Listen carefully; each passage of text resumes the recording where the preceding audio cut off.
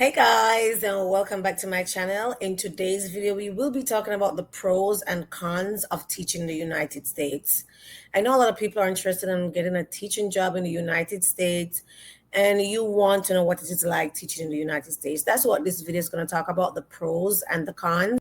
You should also know that to teach in the United States, you need a bachelor's degree in education, you need your credentials evaluated, you need a clean background check, and there are other things that you should have, but there are a lot of videos on this channel that can give you a step-by-step guide as to where to begin. Not subscribed to this channel as yet, you definitely need to subscribe so that you can learn more about how to get a teaching job in the United States.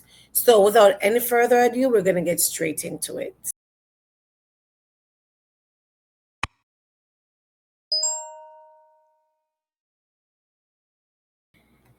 Okay, guys, so as I mentioned, we're talking about the pros and the cons of teaching in the United States. This video is pre-recorded, meaning today, now as I speak, it's June 1 at 11:07 a.m. Yes, but be on the lookout for more videos to be coming that's pre-recorded because I'm always thinking about you and making these videos and sending them out for you to see when it's the right time. So let's get straight into the pros and the cons of teaching in the United States. One thing you should know is that pursuing a teaching career in the United States offers a unique blend of rewards and challenges. And then we're going to talk about some of those pros and cons today. All right. Now, some of the pros of teaching in the United States, I'm going to list them. We're going to look at 4 today, and then we're going to talk some more about them, go in details about what these pros are, what they really mean. All right, so the first one is job stability and benefits. That's one of the pro. And next one is the structured schedule that you will have in most cases. And number 3 is opportunities for professional growth. And the last pro that we're going to be looking at is the creative freedom. Now, a lot of us who are already here teaching in the United States, we know these can be true and they can also be false, depending on what we call the culture of the school. Every school has its own culture. And so your school culture is what's going to make or break you. All right, so let's talk about the first one that we mentioned is job stability. Now, as we know, teaching is generally a stable profession, okay? And so if you're a great teacher and you're doing what is expected of you in your school district, then more than likely your contract will be renewed annually. I know people ask if you get more than 1 year on a contract, but from my experience and what I've seen so far, every year you get a new contract to teach in the United States. Teaching offers this stability, meaning if you are doing a great job, as I said earlier, you will be rewarded a renewal of your contract. All right. Specifically, public schools, you may enjoy better benefits compared to private schools, even though some of these benefits you have to pay for them, or should I say, most of these benefits you have to pay for them, like health insurance, retirement plans, and in some instances, paid leave. Might be sick leave that's being paid for, and it's going to be dependent on the number of days. Maternity leave, and it's going to be dependent on your school district and the number of time you want for maternity leave, so forth and so on.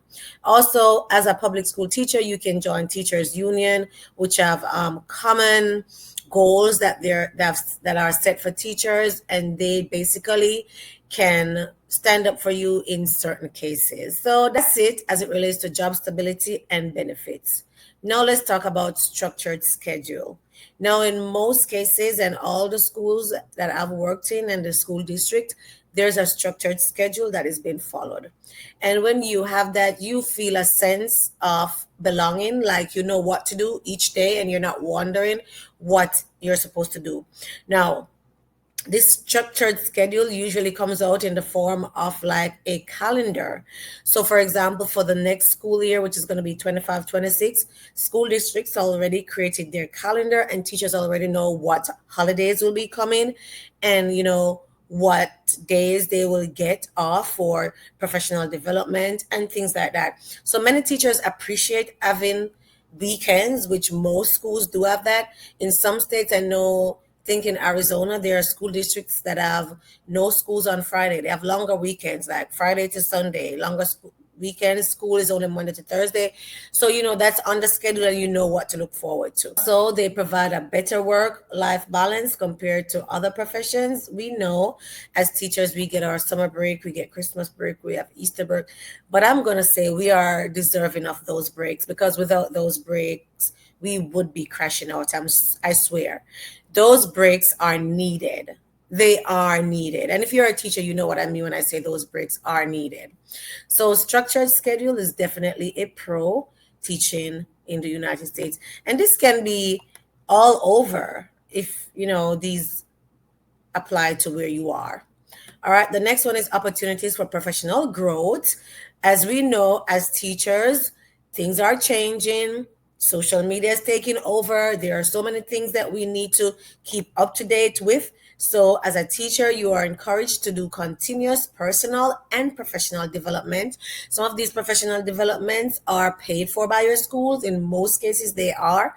And sometimes you're even sent outside of your work environment to get additional professional development. So I think that's a great way for teachers to stay up to date with new teaching methods, or delving deeper into their subject matter, and also fostering a culture of learning. So definitely I would say one of the pro of being a teacher is that you are getting an opportunity to develop professionally and personally.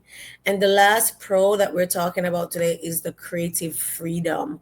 I know this is not going to apply to all schools, but but it will apply to some. And even some schools, it might not apply to all teachers, but it might apply to some teachers in the building.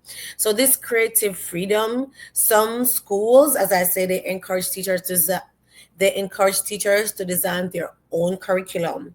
All right. So designing your own curriculum give you that freedom of, putting in what is it that you think is needed to be taught to your students, following a guideline, of course. And you can use your new teaching methods that you've learned in your professional development, and also explore innovative ways to engage your students. Now, I know from experience, like currently my school, we have a curriculum that we are using. So as reading teachers, we don't need to create our own curriculum. But for example, like the art teacher, she might have to create her own curriculum.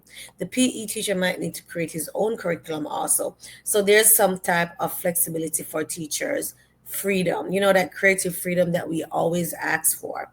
All right, so this freedom enables educators to bring their passion for the subject into the classroom and create dynamic learning environment. So those are the 4 pros. I know there might be more. So if you're an international teacher and you like to share, the 4 that I shared today are job stability and benefits, structured schedule, opportunities for growth, and creative freedom. If you're an international teacher and you'd like to share some of the pros that you've encountered, put them in the comment section below. Also, if you're joining this platform for the first time and you've not subscribed to this channel, go ahead and subscribe, turn the notification bells on, and definitely share this video so that others may benefit from it. Let's talk about the cons of teaching in the United States. And you're going to have cons wherever you are, whether you're in the United States or you're in whatever country, there's always pros and cons in teaching. But let's talk about the United States. What are the cons? The 4 we're going to be looking at, and Noam, let's do 5 because we have a bonus for you. The 5 we're going to be looking at today is number 1, low pay. Yes, I said it, low salary. And the second one we're going to be looking at is high stress and burnout. The next one is limited career advancement. And we're going to delve deeper into what I mean by these. And then number 4 is emotional labor. And the 5th one is bureaucratic challenges. So if you're an international teacher and you also can share some of the cons of teaching in the United States, definitely put them in the comment section below. So if you are not new to this channel, you know that I did talk about top paying states in the United States, and also states. From that, we definitely found out that Florida was in one of the lowest paying states, New York in the highest paying states. But if you want to learn more, definitely check that video out on my channel where we talk about those. So teacher pay is notoriously low compared to similarly educated peers working in business and industry careers. And I did say that, notoriously low. Trust me. All right.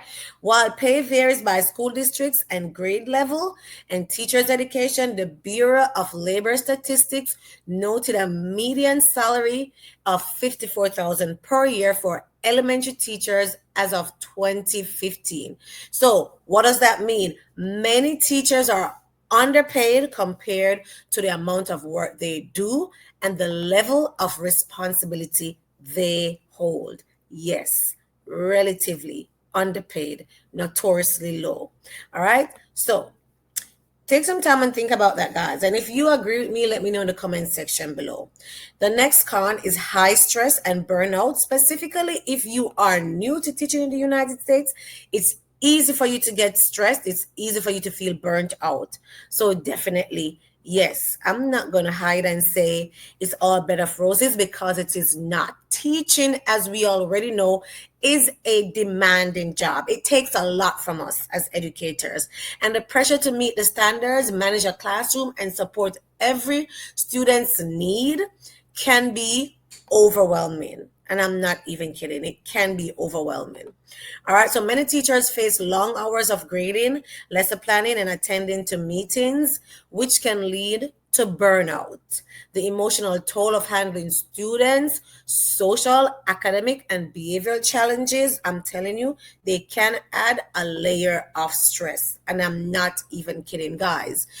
I sometimes find myself going to bed, and in my sleep, I am thinking about what I'm doing next day in the classroom. That is stress. That is stressful because I'm not even resting, right? Now, another con is the limited career advancement.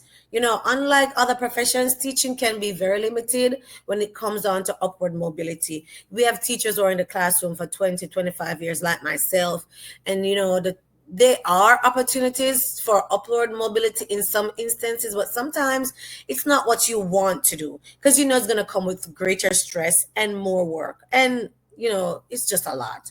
All right. So while there are opportunities to move into administration or specialized roles, many educators remain at the same level for the majority of their careers. And that's true. So seeking rapid advancement or new challenges within your career as a teacher can sometimes feel stagnant. And then we talk about emotional labor. Teachers often serve as counselors, and we know this, mediators, caregivers. We're mommy, we're daddy, we're everything. And we're not being paid for everything, but we are playing the role of every other profession. All right. So dealing with students' emotional and behavioral issues can be taxing. For some, this can lead to compassion fatigue, especially when they feel they aren't equipped or supported to address the full spectrum of the student's need. And that, I'm telling you, it can. As teachers, you have this soft side to you where you feel like you want to help everybody in the classroom, which is your job to help everybody. But some people will not, are you're not going to get them where you need them to go, and it still weighs down on you. It still weighs down on us as teachers. All right. So this can cause emotional labor. It can be taxing for teachers. The last one we're looking at is the bureaucratic challenges. As teachers, we often have to navigate a maze of administrative duties and bureaucracy. So you're going to say it's in every profession, but it's also in teaching. And I think it should be said that it's one of the cons. Okay. So this include paperwork, compliance with policies, standardized testing requirements, and state regulations. And trust me, sometimes as educators, you feel like you are testing more than you're teaching. All right. So these obligations can distract from the time and energy that teachers would prefer to spend on actually teaching and interacting with students. But what are we supposed to do? It's our role. We are advised to do such things, and we are being observed so often. So we just have to do what we have to do. What are my final thoughts? Teaching in the United States can be a fulfilling career for those passionate about education and making a difference in students' lives.